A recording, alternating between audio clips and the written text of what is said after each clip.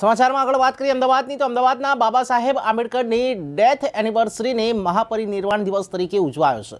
6 December એટલે કે બાબા સાહેબ આંબેડકરની પુણ્યતિથિ દિવસ, જેની સમગ્ર દેશમાં મહાપરિનિર્વાણ દિવસ તરીકે ઉજવવામાં આવે છે। ભારત દેશના બંધારણના ઘડવૈયા એવા બાબા સાહેબ આંબેડકરની પુણ્યતિથિને ઉજવવા માટે મોટી સંખ્યામાં શહેરના દલિત આગેવાનો અને તમામ જ્ઞાતિ જાતિના આગેવાનોએ મળીને અમદાવાદ શહેરના સાળંગપુર ખાતે આવેલી બાબા સાહેબ આંબેડકરની પ્રતિમાને ફૂલહાર કરી તેમને યાદ કરવામાં આવ્યા હતા।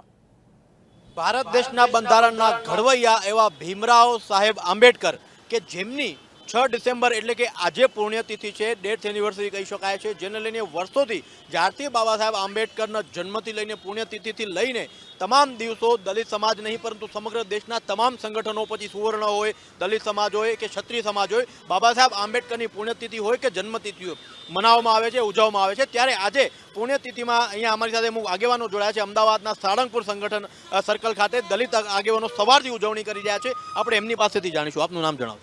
મારું નામ કાંતિલાલ પરમાર છે અને હું નવસર્જન ટ્રસ્ટમાંથી આવું છું।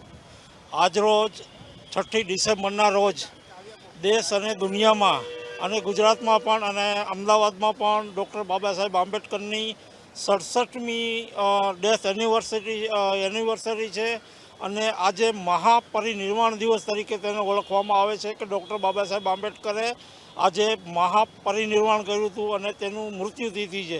આજે દેશ અને દુનિયામાં લોકો ડૉક્ટર બાબા સાહેબ આંબેડકરની પ્રતિમાએ પુષ્પાંજલિ કરે છે, વંદન કરે છે, નમન કરે છે અને ડૉક્ટર બાબા સાહેબ આંબેડકરના કાર્યોને યાદ કરે છે। ઓકે, આજે જે રીતે પુણ્યતિથિ ડેથ એનિવર્સરીને મનાવવામાં આવી છે, તો કઈ રીતે કયા સંગઠનો હાજર હતા, સવારે કેટલા વાગે કાર્યક્રમ હતો અને કેટલી સંખ્યામાં લોકો આજે જે મહાપરિનિર્વાણ દિન છે બાબા સાહેબનો, એમાં તમામ સંગઠન, એ પછી SC ST OBC માઇનોરિટી, તમે સવારે આવ્યા હો તો મુસ્લિમ સમાજના ઘણા લોકો હતા, OBC સમાજના લોકો આવે છે, ઘણા લોકો રેલીઓ કાઢે છે, અહીંયા આવીને એમને માનવંદના આપે છે, ફૂલ અર્પિત કરે છે અને એમને જે કરેલું કાર્ય છે એના પ્રતિ આપણી ભાવનાઓ વ્યક્ત કરે છે અને સંકલ્પ લે છે। એવી રીતે બધા સમાજના લોકો આખા ભારતમાં કેટલી સંખ્યામાં લોકો અહીંયા ઉપસ્થિત હતા? ખાસ કરીને સાળંગપુર સર્કલ ખાતે પ્રતિમા છે, કેટલા વર્ષો આ પ્રતિમાને થયા છે અને કેટલા વર્ષો તમે ઉજવણી કરી રહ્યા? અહીંયા દર વર્ષે 10-12 હજાર લોકો આવે છે, સવારે પુષ્પાંજલિ કરે છે। સરકાર દ્વારા બી વ્યવસ્થિત આયોજન વગેરે થાય છે। મેયર બી આવીને ગયા છે, MLA બી આવીને ગયા હતા, એટલે ઘણા બધા લોકો આવે છે, ફોલોવર્સ બી આવે છે અને તમામ સંગઠન ધારાસભ્ય આવ્યા હતા। નરોડાના ધારાસભ્ય આવ્યા હતા, બેન કુકરાણી, હા, રાજેશભાઈ આવ્યા હતા, હા। અને કેટલા વર્ષોથી આ પ્રતિમાને કેટલા વર્ષ થયા છે? આ પ્રતિમા 1977ના રોજ પ્રસ્થાપિત કરવામાં આવેલી અમદાવાદ મ્યુનિસિપલ કોર્પોરેશન દ્વારા અને 1977થી જ અહીંયા લાખો લોકો આવે છે દર વર્ષે 6 ડિસેમ્બરે અને 14મી એપ્રિલના રોજ ડૉક્ટર બાબા સાહેબ આંબેડકરને પુષ્પાંજલિ અર્પણ કરવા અને તેમના કાર્યોને યાદ કરવા માટે।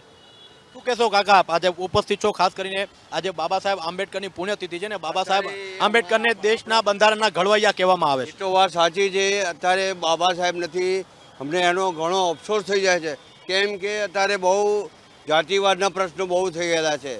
સરકારમાંય ચાલે છે, એવું નથી કે પબ્લિક જ છે, સરકારમાંય ચાલે છે। બધા લોકો અત્યારે તમે જુઓ તો નોકરીઓમાં બી બહુ જાતિવાદ ચાલે છે। જે અનુસૂચિત જાતિને નોકરીઓ મળવી જોઈએ, મળતી નથી। અને બાબા સાહેબ જો અત્યારે હોવા જોઈએ, દરેકના દિલમાં હોવો જોઈએ। અમારા દિલમાં પણ છે, અમારા હૈયામાં છે, લોકોમાં ઘણી જાગૃતિ આવી ગઈ છે અત્યારે તો। આ બાબા સાહેબના કારણે બહુ જાગૃતિ આવી છે અને લોકો બહુ અમારા માટે બહુ આનંદની વાત છે। લોકો જાગૃત થશે, સમાજમાં ઘણી જાગૃતિ આવશે અને એના માટે અમે અત્યારે અહીંયા આવ્યા છો, અમારા માટે બહુ ગૌરવની વાત છે। અમે એના માટે બહુ ગૌરવ છે, બહુ અત્યારે અમને દુઃખ બી ઘણું થાય છે, કેમ કે અહીંયા તો અમે ઘણો સમાજને ઘણો લાભ મળત, સમાજ શું સમગ્ર પબ્લિકને લાભ મળત। બાબા સાહેબ માત્ર અનુસૂચિત જાતિના નહોતા, પણ સમગ્ર ભારતના હતા, વિશ્વના પણ હતા, એમ કહીએ તો ચાલે છે। બહુ ધન્યવાદ, જય બાબા।